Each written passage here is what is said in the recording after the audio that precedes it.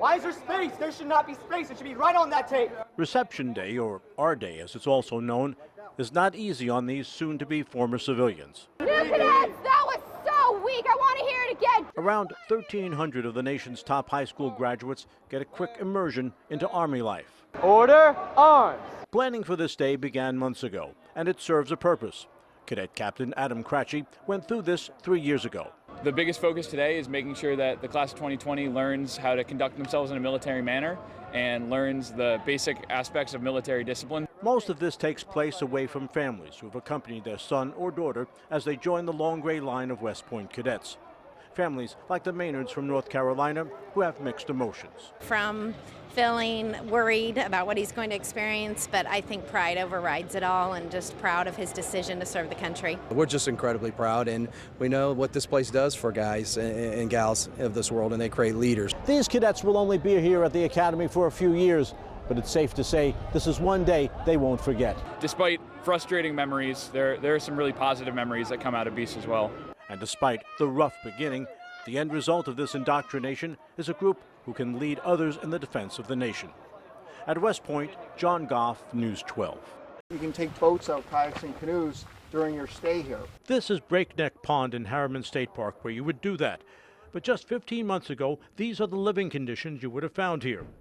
And this is what those cabins look like today after the Appalachian Mountain Club renovated the rundown facility, which had been vacant for 12 years. As you walk around, you'll see this is an oasis in one of the world's most urban areas. AMC invested about $1.5 million of their own money refurbishing this camp, and another $500,000 came from the state. And now AMC will be operating this camp under a long-term lease. You'll see everything new inside. On Wednesday, New York State Parks Commissioner Rose Harvey toured what is now called the Harriman Outdoor Center. The Appalachian Mountain Club is using the camp this summer to introduce people, especially children, to the outdoors. This and similar camps nearby are the oldest such facilities in the nation, and Commissioner Harvey says the public-private partnership is paying dividends for the state. We're both going to invest in the infrastructure ourselves, but look for partners that have their own capital, and then they leverage our dollars. And with a state commitment of $14 million for revitalization of all the camps in the park, expect to see more views like this being made available to the public. In Harriman State Park, John Goff, News 12. It was late Wednesday afternoon at this M&T Bank in Wawayanda on Dolson Avenue just outside of Middletown. That's when this man walked into the bank and demanded money from a teller.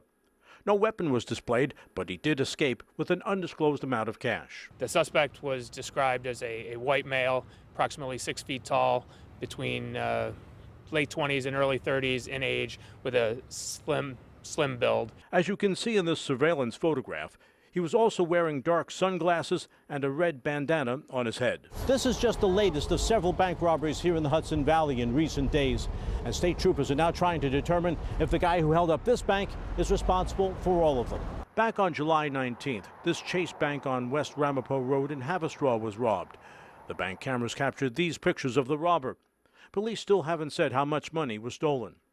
But then on July 24th, this man robbed a TD Bank in Fishkill.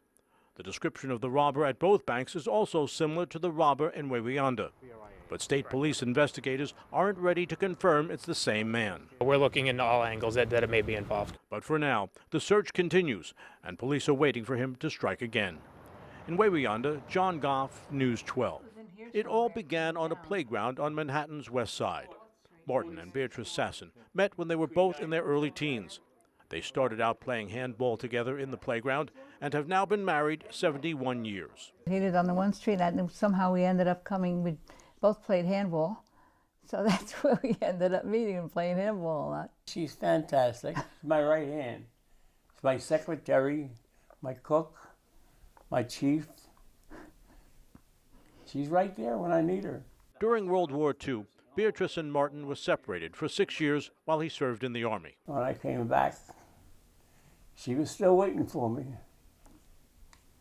And that was it since then. And on February 16, 1946, they were married at Sacred Heart Church in Yonkers. You have to try and understand each other's ways, each other's habits, each other's way of doing things. Their marriage has produced 4 children, 10 grandchildren, along with 16 great-grandchildren.